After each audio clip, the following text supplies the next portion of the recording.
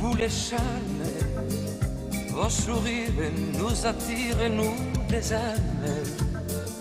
Vous les anges, adorables, et nous sommes, nous les hommes. Dans toute l'histoire de France, on retrouve des favorites, c'est comme ça que ça s'appelait. La favorite du roi ou les favorites du roi. Il y en a eu jusqu'à... Louis XVI, il avait les favorites, lui, non? Pas ma connaissance, non. Louis XV, oui. Louis XIV, oui. Oui, Et les autres également. Là, il s'agit de quel roi? Henri II. Henri II, alors, assez peu connu. Enfin, c'est-à-dire il parle pas tellement. Pourquoi? Parce qu'il est un petit peu coincé entre son père, François Ier, qui est vraiment un personnage emblématique de l'histoire de France, et puis ses enfants, notamment Henri III, et puis le successeur d'Henri III, Henri IV. Donc voilà, ça fait qu'il était est un comme peu papa, coincé. il était comme fiston. Il avait une favorite ou des... Une femme dont il est tombé amoureux, mais alors raide dingue, c'est Diane de Poitiers.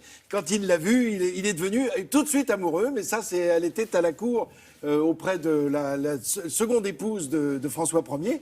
Alors même, Diane de Poitiers a une vie incroyable.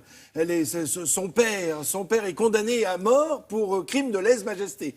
Et le bourreau, il est monté sur l'échafaud, il a la tête sur le billot, le bourreau est en train de prendre la hache pour l'abattre, et à ce moment-là, il y a un cavalier qui arrive à toute vitesse, plein de poussière, il se secoue, il arrive, il a un papier dans la main, et c'est la grâce signée par François Ier pour cet homme. D'accord. Le roi Henri II, là, il est marié.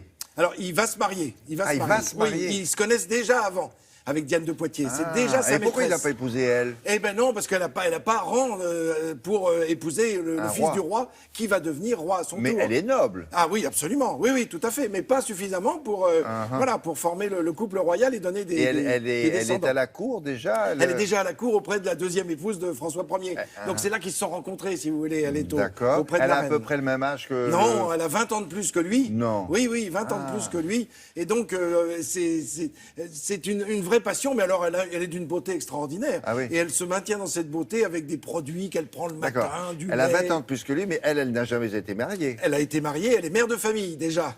Ah oui, c'est une incroyable vie. Mais elle est mariée avec le duc de Poitiers? Ah non, c'était son nom de jeune fille, ça, Diane de Poitiers. Et en fait, elle a été mariée à Louis de Brézé, qui avait 40 ans de plus, donc qui est mort assez rapidement. Enfin, donc 15 elle est ans. veuve? Elle est veuve, absolument. Veuve et mère de famille. Et mère de famille. Et elle est à la cour? Et elle est à la cour, et c'est là le jeune homme la rencontre. Absolument. Il tombe amoureux, il n'y a rien à faire. Il se marie l'année suivante. Après leur rencontre, il se marie avec Catherine de Médicis. Eh bien, il gardera Diane de Poitiers auprès de lui, à la cour, jusqu'à sa mort. Elle était au courant, Catherine? Ah bah oui, parce qu'elle se tenait en retrait. Mais elle attendait son heure. Elle savait que ça viendrait un jour. La vengeance serait là. Bon, allez, on regarde des images. Et c'est vrai que Catherine de Médicis avait une devise: haïssez et attendez. Voilà, comme ça, au moins c'est clair. Alors voilà, François Ier, le père d'Henri II, qui a épousé Éléonore d'Autriche, et c'est justement auprès d'Éléonore que se trouve la petite Diane, enfin la jeune Diane. Voilà Henri II, qui n'a pas la même allure que son père, c'est le moins que l'on puisse dire, et qui va tomber amoureux de Diane de Poitiers, 20 ans de plus. Alors là, évidemment, les images qu'on vous montre ne montrent pas forcément par rapport à l'âge, mais elle a conservé tout au long de son existence cette beauté extraordinaire. Ça, c'est le château d'Annette où elle a vécu, qui est sa possession, qui lui vient de son mari, et où elle terminera son existence, puisque le roi va mourir avant elle, accidentellement. Et là, on la voit. Là, on voit le mariage d'Henri II avec Catherine de Médicis.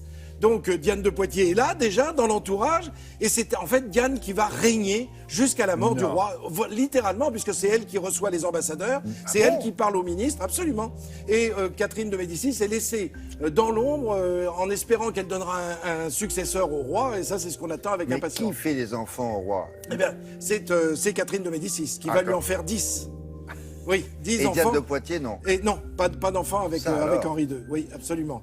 Alors, elle est si puissante qu'évidemment, comme toujours, vous savez ce que c'est, les artistes vont auprès d'elle pour essayer d'avoir le soutien du roi. Elle en profite pour se faire refaire entièrement son château d'Annette, avec des artistes extraordinaires comme Benvenuto Cellini qui viennent travailler, ou Jean Goujon, le sculpteur, et puis Philibert Delorme, l'architecte. Enfin bref, et il lui offre comme cadeau Chenonceau, le château de Chenonceau.